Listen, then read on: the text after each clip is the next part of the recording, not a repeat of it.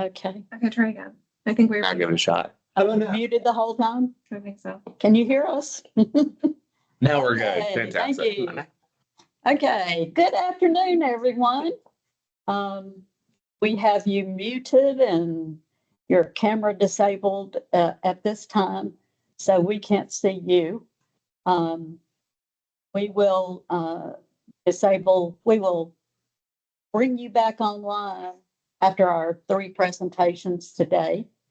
We're coming to you from a conference room in the South Carolina Department of Education. And this is our office hours for test administration program managers. So you can use the chat feature to write in questions and someone will respond to those in real time. And so our first presentation is Kirsten. Okay. Hi. You all know me. I'm Kirsten Hurrell. I manage the end of course test program. And I am going to give you a little demo and talk a little bit about the online tools training, which probably most of you know about, but maybe haven't thought about it in a while. So I believe I need to plug in this thing.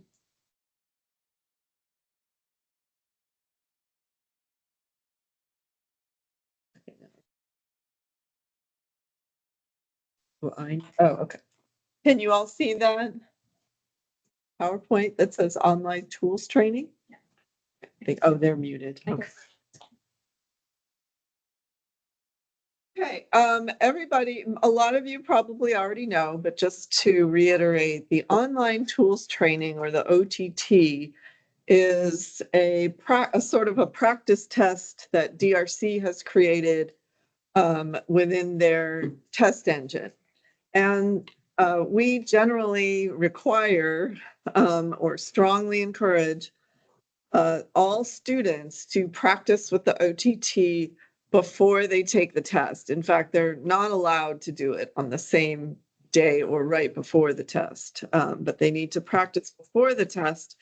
And the OTT is available publicly year-round, so you don't have to wait until test management opens and you have the actual test loaded. You can access it any time of year. So what are some reasons that we might want to look at the OTT? There's a lot more than just practicing the tools.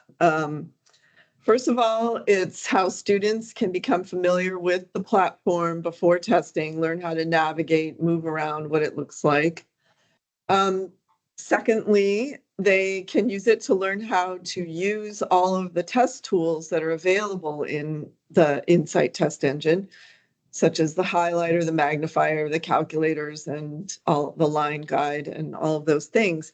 And in fact, you'll see when I show you the OTT that each of the items in the OTT is written specifically to encourage students to practice a particular tool.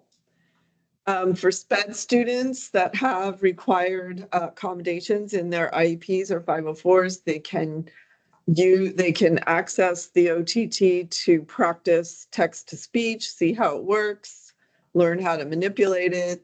For video sign language, we have a video sign language version. Things like large print online, which is actually the magnifier tool. So for SPED students, it's a really good idea to practice whatever their accommodation is in advance. Also in advance, so we've done a few different things with translated directions in recent years. Directions can be produced by the district, or we also provide, DRC provides translated directions in the 10 most common languages. And our ML program managers have always recommended that the translated directions be used with the OTT before taking the test, so they can become familiar with what those directions are translating. And I think a lot of kids with the online test, once they've practiced with the translated directions, they probably don't even need the directions. finally, there's a new aspect to the OTT that has not existed before, that is new this year.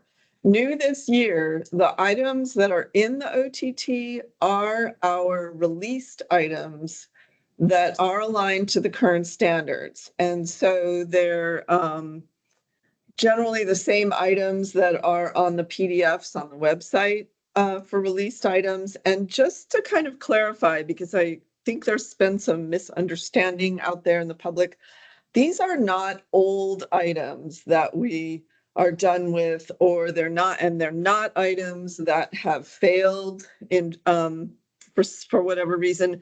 These items were actually created to be release items, or they were field tested along with all of our other items. They were successful, they have good data, and they're good examples of the types of items that are on the test. So the OTT now is populated with those release items. Okay, do I want to stop for questions, or should I just keep going? Okay, so where to find the OTT? You can access the OTT in a few different places, but it primarily lives on DRC's Insight portal. And there's a link to it on the landing page of their portal, but also this URL is a direct link. And I'm going to come back to this and probably use this one for a demo.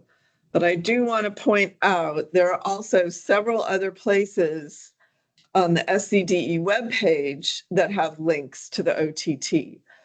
There's a link on the end of course webpage. In fact, there's several links on the end of course webpage. It is linked beneath each subject matter section. So all 4 of the subject matters have a link to the OTT under it. The SC Ready webpage, if you scroll down to where it says sample questions, tutorials, and online tools training, there's a link. And then in assessment quick links for teachers, if that's where you're going from on our website, there's a link to the OTT. So I think I'm just going to do sort of a quick demo here.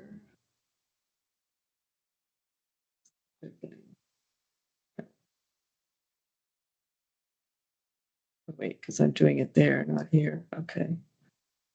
Oh, there it goes. Okay, so you've probably seen this landing page. Down at the bottom in the white boxes, there is the tutorial.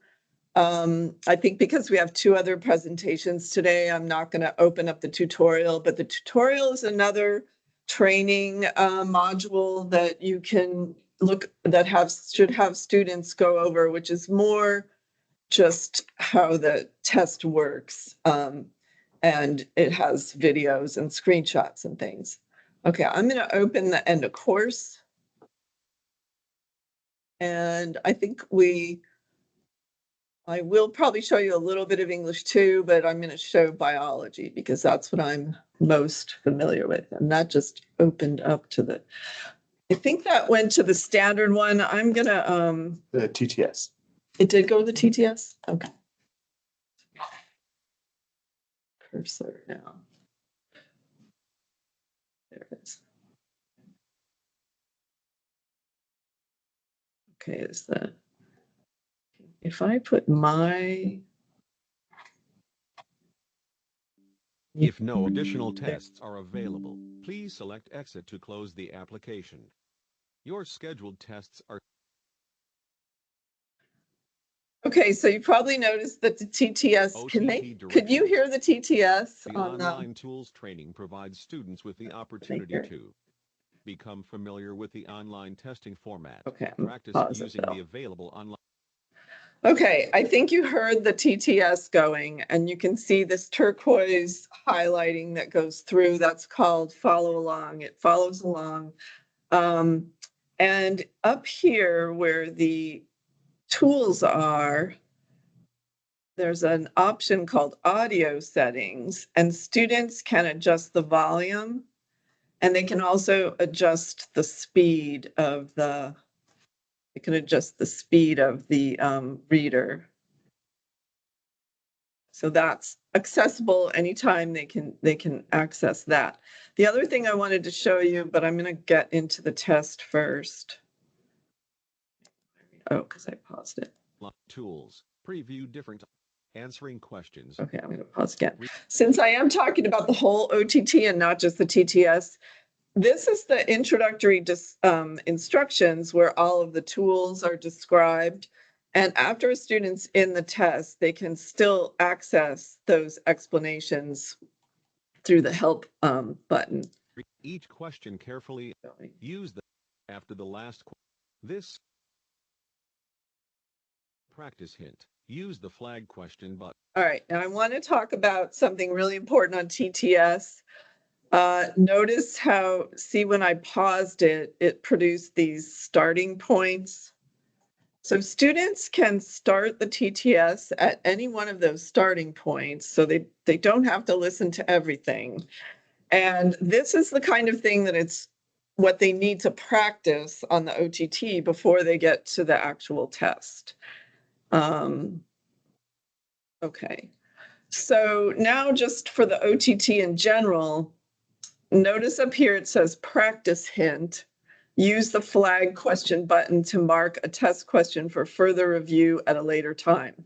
So every question on the OTT will have a practice hint that asks the student to use one of these tools that's up here. So this one is to use the flag question. All right, I'm going to turn down the volume so that as I go, it doesn't keep talking.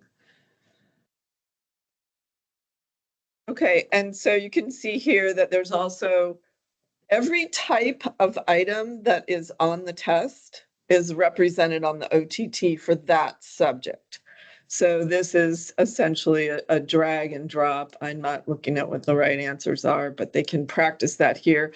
And for example, in biology, we do not have matching. We have no matching questions. So there would be no matching questions in here. There would only be the types of technology enhanced items that are on the test. And notice this one says practice hint, use the line guide tool to focus on a single line of text. And where is that line guide tool? Right here.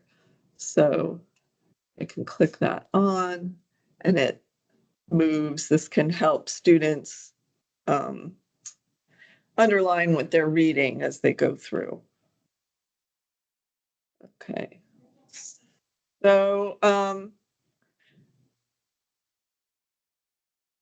I guess before I was going to show you one more thing with English too, but before we move on, do we want to ask if anyone has any questions before I leave the biology one? Are there any questions about? For the translated directions validation, we have a need for Dari. Can we use a digital translation device to translate spoken English into spoken Dari? Even if we get them translated in writing, we don't have someone who can speak the language. Is that for the directions? Translated directions accommodation. For the directions, yes. As long as it's done ahead of testing. You wouldn't do that on the day of the test. Okay, any other questions? Okay, if everybody's pretty clear on what the OTT does and how it looks and what it's for, the tools are up here. All of it looks exactly like the test when the student takes a test. I'm going to go back and show you one more thing. I just want to point out, in case it's a little confusing, that English 2, this is a regular English 2 OTT, and it has all the types of questions except the TDW. The English 2 TDW is in this separate OTT. But keep in mind that the writing section of the English 2 has more than just the OTT.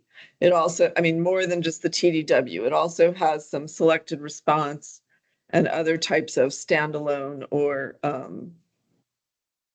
text-based questions. Okay, so this, they can see what the directions will be for the TDW. I think there's 2 examples in here. You can see how the writer's checklist is now embedded in the item. So this is all, and one thing I might point out, notice in the instructions here, it says that the text box for the TDW can only contain 5,000 characters. So they can't go beyond 5,000 characters. Here's the box. And there's a second, I believe there's a second item. Yeah, second item there. Okay, so that's the OTT. I recommend that you play around with it a little bit too before your training and so that you can answer questions about it. But anyway, it's very important that students would practice with it before testing. Okay. That is that's all I have on the OTT. So unless there are some questions. Just a follow-up about the digital translation. What kind of digital translation device should we use for this? Are you then recording those translated directions to play for the student on test day?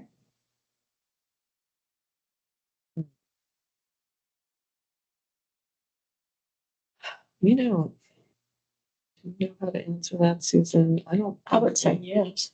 They can play the directions.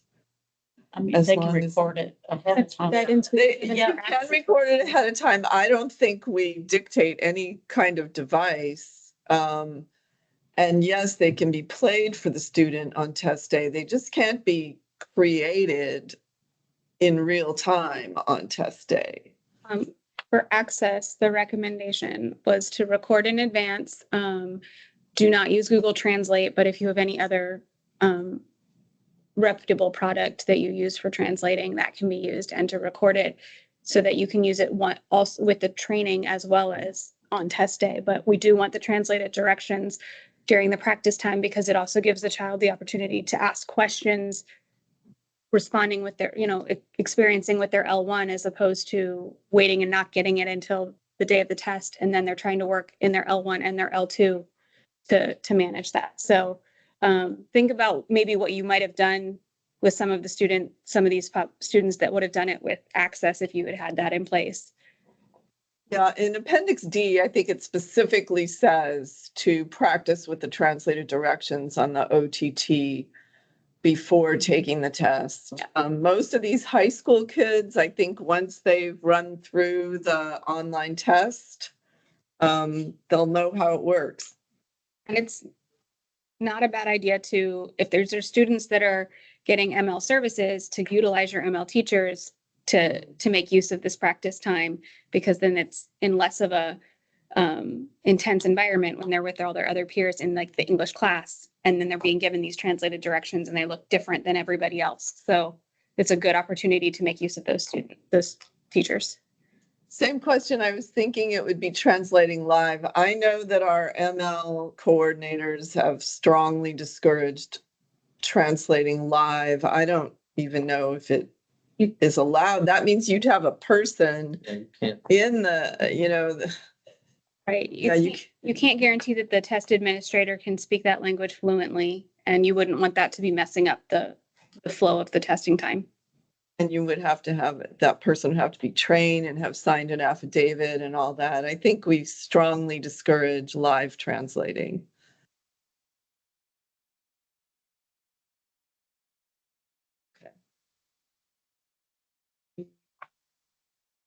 Anything else on the OTT? Well, I can unplug this anyway. I think it's not.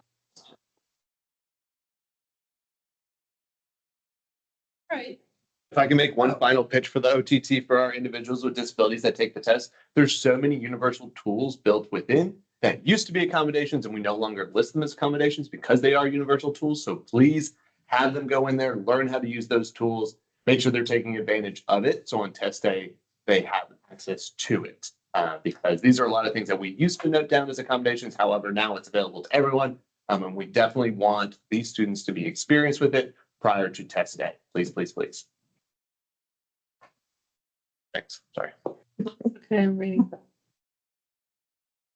Yeah. Yeah. That looks right. That's good. That's ladies. Okay. Yeah, very good, ladies. Okay, I am Crystal Huckabee. I am the SC Ready Program Manager, and I am just going to speak to you for just a few minutes about what's new with smart technology. In particular, we're talking about the wearable technology, the smart glasses.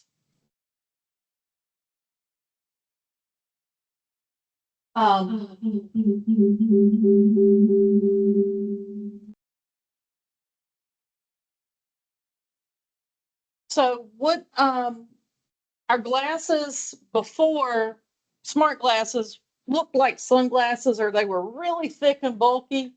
The glasses that we are on the market now really appear like common prescription glasses that folks get to correct their vision.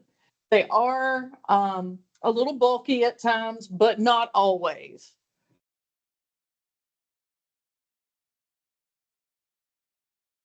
So in order to distinguish these, here are some look fors. They typically have thicker frames.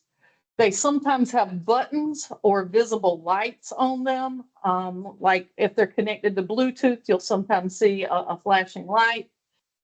You can often see an image projected on them through the actual lens.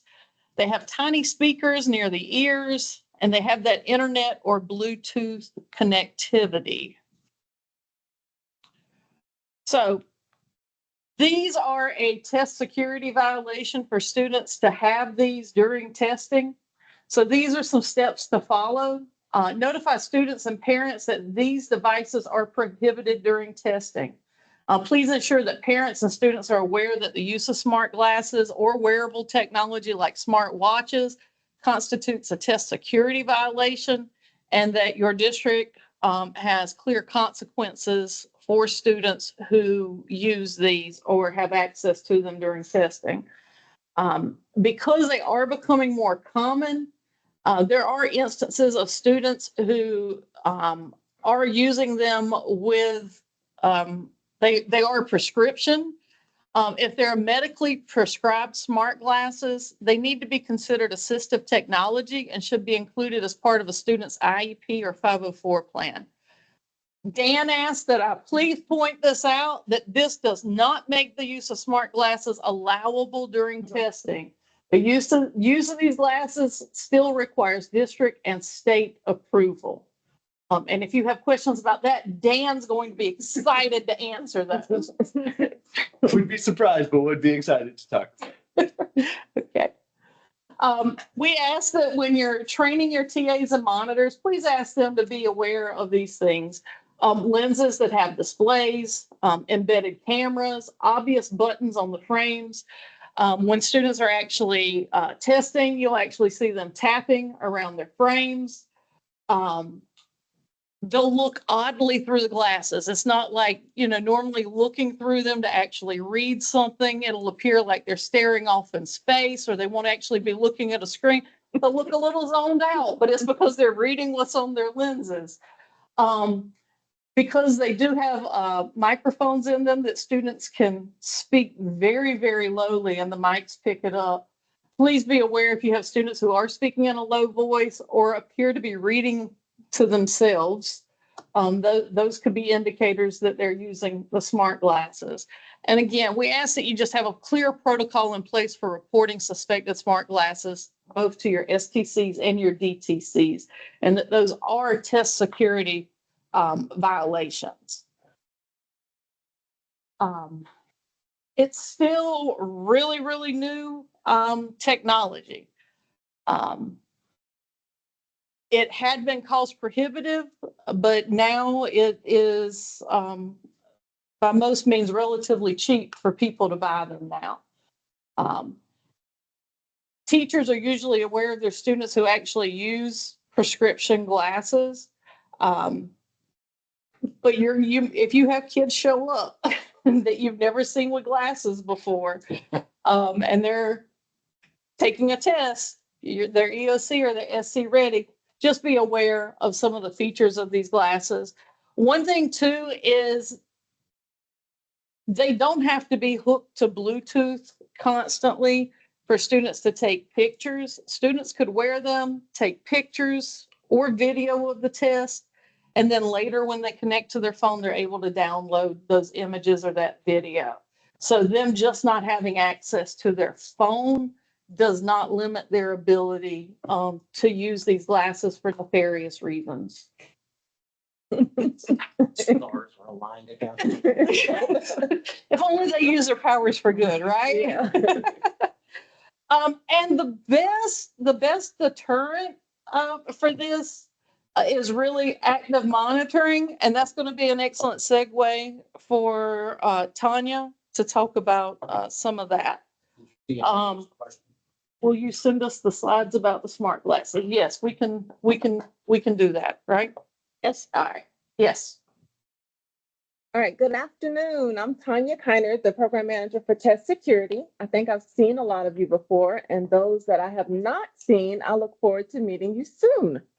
So Crystal was talking about the smart glasses, and that leads us into active monitoring. In order for us to see that students are using smart glasses, we would have to be actively monitoring. That means more than just sitting at your desk, parked. They need to be walking around the classroom, looking at their laps, making sure they don't have anything in their laps and they're looking down all the time. And don't just tell your teachers to walk the same way. Let them be like a spider weaving a web for them to go different routes so kids won't kind of be able to estimate when the teachers will be coming back to their desks.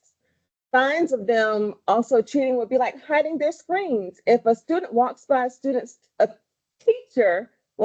student's desk and they start slanting their monitor away from the teacher, that might be a sign that the teacher needs to double back and check that student's screen. Also think about jackets on the desk. We've had an incident where a student had his jacket on the desk because of the chilly air, but underneath that jacket was a cell phone.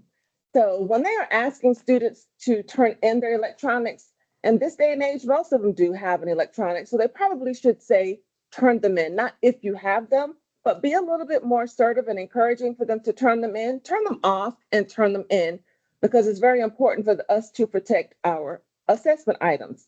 I had a question today about air tags, which was very, very cool. One student has air tags that her parent wants them to keep on. And the question was, is that permissible or not? It can only transmit the student's location. There's no way to send or receive information over them other than that. So what I shared was for the phone to still be in airplane mode, but just leave the AirTag where it normally is, which is probably in the student's backpack.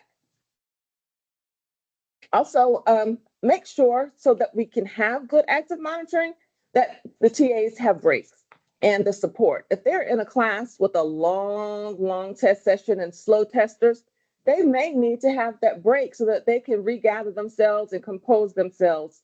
There should not be any violations this year, hopefully, where TAs didn't rush out of a classroom and told the monitor in the hall, I gotta go to the bathroom, please cover my class. They should be able to expect and hopefully have that support so when they need to step out, someone can be there for them. So passive monitoring, which is a lot that we've seen lately, would be like our characters on the screen. TAs sitting at the desk, entering grades, writing letters, sitting in the front, reading a book, or even at their desk reading a book. Passive monitoring is also TAs just walking around aimlessly, looking in the air, looking at their watch, looking at the floor. Passive monitoring means that they are not paying attention actively to the students' activities while the assessment is going on. So my most famous proctor is the all-seeing proctor. I call this guy the king of the castle. He can see everything from the back of his classroom. He sees all the student screens. And there's just that empowerment with standing at the back, just looking. But look at the things he cannot see while at the back of the classroom. Their hands. You can't see what's in front. The guy over there with the phone in his lap. There's another one with the phone inside of a workbook.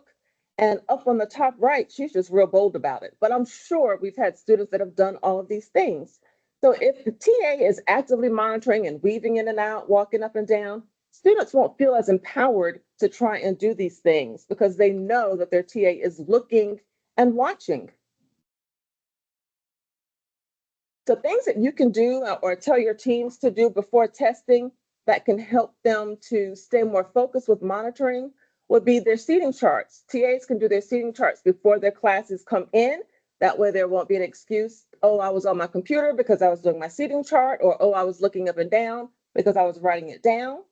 There should also be a plan for difficult students at all times. No TA should get stuck in the classroom with a student that is trying to hijack that testing session. So if we have monitors in the halls, then the TA should be able to flag them for help. If there's a student that you all know is going to give a hard time when assessments are going on, they may need to have that VIP testing session. But difficult students should not be allowed to hijack a testing session. Also, don't wait until testing day to talk about electronics, the expectations, and the consequences with your students. It shouldn't be a shock. You should be seeking parental support, and you should be talking about your schools and your district's expectations as often as you can and as soon as you can, way before testing starts. So we can't frisk our students, we can't pat them down, but we can be present and watchful. We can ask them to lift up their sleeves. The hoodies can be taken off. They can pull their hair back so we can see their ears and make sure no buds are in there. All of these things are things that will help hopefully eliminate electronics being snuck into active testing sessions. So practice, practice, practice. Let them know what your school's expectations are. And if there are consequences attached to them and they know about it, that might make them change their mind with wanting to use electronics to help them. So during testing, as part of our active monitoring, tell your TAs to not get distracted. If there's an IT problem, call somebody for that. If a student comes in late, which they should not, have a plan for that. So let them know that their job when students are actively testing is actively monitoring. And most of all, don't let the TAs electronics distract them. A lot of districts don't even let their teachers have electronics on them when they are testing. Some of them do. If they do have a phone or Apple Watch or whatever, and a monitor walks in, we're going to assume that they aren't actively monitoring their students and that they aren't paying attention. So something could be going on. So teachers should not let their devices distract them from their job of actively monitoring. So we have a recommended test ticket procedure that I thought about. Some districts were just counting, and if the number of students on the roster matched the number of tickets, it was like, okay, great, we have everything. But if they don't match, then when you get to the classroom is when you'll find out that has to halt testing, and it may just disrupt the class's mode of getting started with testing. So I asked that it be a two-person procedure with one person looking at the names on the roster, the other person comparing the names on the test tickets. That way, if any test ticket is wrong, you can catch it before the teacher takes the information to the class and tries to get started with testing. So look at where our items are going. These are all the places for all of the violations that I've seen this year with students getting outside help. Last spring, we knew about Instagram and Snapchat. This year, photo math was new to me, Golf AI, Chat GPT was around last year, Questioning AI, and Chat AI. These are all the resources. If you look them up online, it will say homework help, but it's helping them with a whole lot more than their homework. So look these up, become familiar with the icons so that your testing teams can become familiar with those icons if an incident happens at school, because they need to know what they're looking for with the removal of items, pictures of items. It's a big effect. When we lose test items, lots of time and money has been wasted. It takes us a while. There's a big process that Shelley's going to share with you about how our items are developed and how we vet them. So when students are taking pictures and exposing them to an AI or some kind of online platform, they are putting our test questions at risk of us not being able to use them anymore. So we have a procedure now for you all capturing and submitting pictures of test items that have been exposed. There's a link on my test security webpage, and there's a form with the procedures on it. It takes you through step by step of what needs to be done to get the items that have been exposed securely back to us. All right, Shelley. Thank you, Tanya. I'm Shelley Britt. I work at the Department of Education in test development for U.S. History and the Constitution. And I'm going to provide just a really quick behind the scenes take into what this looks like for test violations and the impacts when we lose items. And just what Tanya just alluded to with some of the chat AI, chat GPT, things that students are using, as well as the losses. You're going to hear some of those things in this segment for the presentation. Some of you are aware from spring of 2024, we had a pretty major US history test violation. And I know that this is an example, if you're a DTC, that Tanya frequently uses in her training. We actually had a student use a cell phone, and similar to some of those images she showed, you can actually see the student in the pictures in the reflection of their Chromebook taking the cell phone. The cell phone really wasn't hidden. It was pretty exposed, and you can even see their own reflection in the screen of the Chromebook. And so a student wasn't using glasses in this instance, but that's definitely something now to be on the lookout for. But the student was using the cell phone to capture images of the test items. That student then uploaded those test items into chat AI for the correct answers. And that was what we initially believed to be the extent of the violation. If you did a quick scroll through that student's phone without really knowing what you were looking at, you would have reported back and said, student took pictures of the test items on the phone and reported that to us. However, it wasn't until we received those images from the district and were able to take a closer look on our end when we realized that the student had entered those items into chat AI, and not that they just entered those items into the chat to get the right answers, but those items were also being live streamed to 30,000 people in what created a step-by-step video. So this violation was an incredible violation. It was a major testing violation that we needed to be aware of pretty immediately. So when I say, as far as the steps that Tanya provided, the link she provided for the steps for STCs and DTCs to go through to timely and accurately provide us feedback on what happened in that testing violation, it's critical to report those things really quickly because that does have an impact on the proper actions that we take at the state level. The actual violation was indeed much worse than what we initially were told or reported, and it could have resulted in emergency actions taken by the state level during the testing window. So we definitely have impacts from spring 2024 testing, and I'll quickly just go through this process of what this impact looks like on a practical level with our assessments. And so here's an example of what this looks like for US history from this test violation of 2024. And I've tried to give you some dates that are on the slide on the screen to show you how long it actually takes us to be able to recover from some of these violations. So keeping with our US history example, what ended up happening as a result of that violation was we lost the whole test form. We lost 55 items, plus all of the items that were being field tested in that spring administration on that student's form.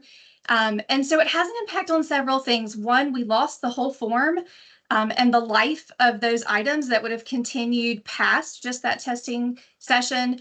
Our item banks are impacted as a result of that, as well as our upcoming planning for development. So that violation happened in spring of 24, and we had to make some serious adjustments in our planning for over the summer and the fall of 24 because of that violation. So you can see here, our cycle takes a pretty good while for us to be able to replenish those items that we've lost. So for example, from the violation in the spring, we had to rework our development plan and the plans we had for development in the fall of 2024. And that's where we make all of our decisions as a test development team for what are the current needs of our item banks and what is going into that development plan. Those items are then written in the spring of 25 based on the development plan. We have new items that are written, and those items will be written across the spring and then reviewed by teacher committees throughout the summer of 25. We are not able to field test those items. We do not field test items in the fall, winter for end of course administration. We only use field test items in the spring. And so those items are not able to be field tested until the earliest in the spring of 2026. So if you're with me, we are now going from fall of 24 to spring of 26 when we can field test those items. Those items all then get data. We receive the data from the field testing, and we again have teacher committees come together and what we call data review. And that teachers are looking at those items, they're looking at the data and those items and from the field testing, and they're able to make recommendations based on what they're reviewing. At the earliest, those items could be potentially put onto forms that wouldn't be administered until the 26-27 school year. And that would be the absolute earliest that we could see some replenishing of those items that we had lost specifically due to those testing violations. So to just give you kind of a peek behind the curtain, so to speak, on what testing violations really look like on the practical sense for our test development process. It does take a while for us to be able to recoup the losses. In addition to the monetary value of the losses, we also have a pretty incredible loss of time. For U.S. history, we weren't administering this wasn't our first administration of the test, but that would have been amplified had it maybe been our first administration where we were looking at new standards. So I have covered this example to really provide some rationale and context behind how we handle some of these issues, but we would love to prevent this from happening. So that really ties back into where Tanya was talking about active versus passive monitoring and making sure that our test administrators and our monitors are as active as possible to try to eliminate some of these situations.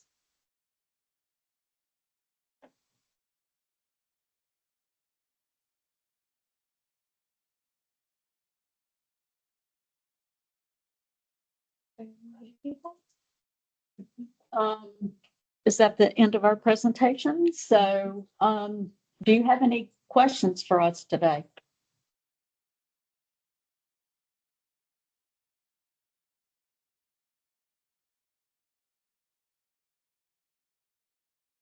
Okay, you should have a live microphone now.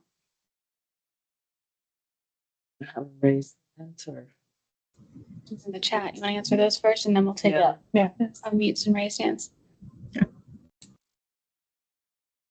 formative assessments will it be required? Is she talking about Beacon? Are you talking about Carla? You're asking about the formative assessment. The formative interim assessments are required for all school districts. And it'll be the same tests that were available this past year, except that with the addition of Beacon. So you have 6 tests to choose from for the interim assessment testing. Right, but like this year, it's required grades 1 through 8, and for some reason I had it in my head that next year was going to include kindergarten. So, but I couldn't find out why that's in my head, so I just wanted to check. I'm not aware that it goes those grade levels. It's primarily 3 through 8. I believe the statute says 1 to 8, but it's at this discretion to use kinder if they want to do it for kindergarten. Okay. It was Okay, thank you. Yeah, there's no, I haven't seen any updates to that yet for this year. Okay, All thanks. right. Your question about are students allowed to use a highlighter to highlight on scratch paper? They are. That's covered in the TAM that they're able to use color overlays, highlighters, and colored pencils if they need to. Another SC ready question. How does that work if a student is present both days? Is not present. Does that work if the student is Does that work? present? It's No, she Yeah, doesn't it's say not, yeah. it's not present. Yeah. Diana, did you mean it's not present? Yeah, she's got it. Yeah. Okay. Exactly about like how to handle that with makeup. Yeah, so ideally, you would still want to have the students, so like if a student misses A, but is present for B, you go ahead and give B and schedule them for makeup. Is that what you're asking, Diana? She's asking if they're absent on A and B, and then you get them to makeup day, and you Yeah. get both on the makeup day. So you still would like to try and have, we try to limit multiple tests on the same day. But that being said, also understand that you have students that if Dan finally shows up for school, you've got to test Dan. And so, ideally have them on separate days. But if we're down to the wire and you have to administer multiple tests on the same day, that is acceptable. We were told previously that A had to be given before B. Is that not? They can give B before A? No, this was you were giving an example of the student. Yeah, I was just giving that as an example. Yes, it should be scheduled. But there's another question. Right. So if they do show up on B, but they haven't taken A, can they go ahead and take B? Yeah, that's what she just said. Yeah. Yeah, that's why she was just saying we were previously told otherwise. So yes, they can take B before A if they were absent on A. Then do you want to Amy. Amy? Question. Amy, do you want to unmute? Yes, so my question is going back to with test security and the phones and the apps. So we have experienced that with some of the apps, particularly the math apps, that the pictures disappear. The students can delete them and they're nowhere on the phone. So I was just wondering if perhaps the State Department had some expert that could help in terms of what to do in searching when they're not there. In this room. Because what I have found in going through this with my schools is that sometimes I have an STC who is more of a tech person and is more comfortable and better researching than others. And, I have what knowledge that I know, but I just wondered if the State Department has someone that could provide some sort of tutorial on, the best way to search within these apps. And, we went to deleted pictures and those types of things. We don't have an expert on hand right now. I've talked to a few DTCs that have become very savvy with doing it just because, unfortunately, from experience. So I can't really help you with that. I know some of the apps do delete the pictures, but then there are others that have a history and they can look there for items that may have been submitted. But if they're deleting them, there's nothing that we can do nor that you can do. We just hope that the TAs are paying close enough attention where it won't get to that. That's the ultimate dream, Amy.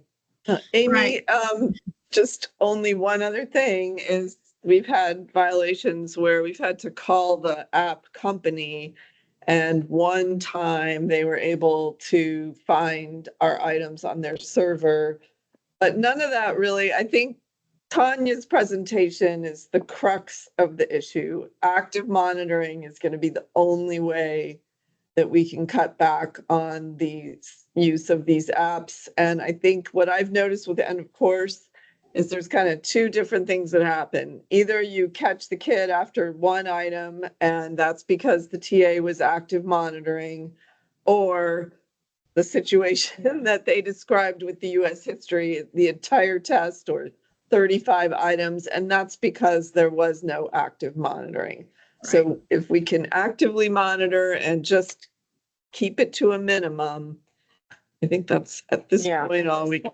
But I did want to bring to you all's attention, most of the time when we have these high stake violations where lots of items have been exposed, it's other students that are informing the TAs that this happened. And it should not be that way. That's why we have got to really stress how important it is for our TAs to be walking around, looking in labs, making sure they are strong about asking for technology beforehand. And they have to have some consequences attached to them. If there aren't any repercussions, they have no incentive to not cheat. And with the TAs, Yeah, they yes. gotta be motivated not to let. And yes, we are taking it very seriously here when we are losing items and TAs did not have a clue. And unfortunately, a lot of Is- these apps, if you read their terms of services, once the items are there, we can ask for them back and ask them to give it. But their terms of services say they own what has been uploaded. I've read almost all of these terms of services. Is there, you know, I hate to call it a cheat sheet, given that we're in, you know, the testing meeting, but I just wonder, is there a cheat sheet or could there be one kind of written and shared that we would have access to? Because I mean, like the first time I had it happen with a phone, you know, it was an app and it had a history and we were able to, you know, see what was there. With the next time it was a different app. And so we had to, on the spot, we're trying to learn. We're in the same What the boat, app- Amy. We're in the Ma'am? same boat. Yeah. Okay. I'm sorry to interrupt. Sorry. Every district has somebody that is in charge of discipline, and they work with technology and student services because of bullying and etc. So we made the choice that when there is a violation, that assistant principal that is in charge of discipline and knows how to do the search, that's the person that handles the investigation. I just want to share that with the group. Thank you, Lace.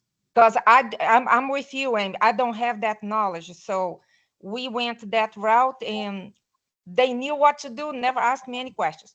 Thank you. Thank you. Thank you, Lais. There's a question about an updated copy of the assessment calendar.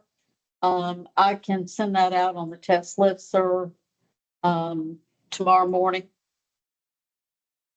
It won't have anything about IFI and pre-code, but it will have the updated dates. I think that isn't the 25, 26 on our website already. It is. It's Yeah, there. It's and there.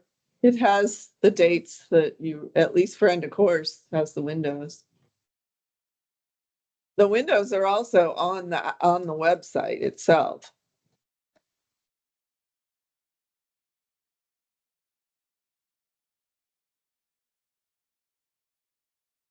Any other questions for us today? Thank you, Victoria. Thanks, Victoria.